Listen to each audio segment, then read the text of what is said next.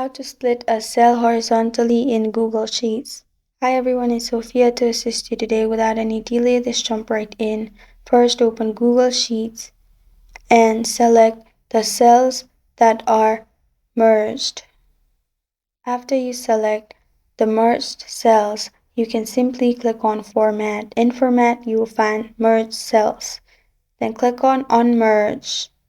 After clicking on Unmerge, you can simply add your data in line or simply in order. If you want to merge it again, simply go to Format and then click on Merge, and it will be merged as how it was before.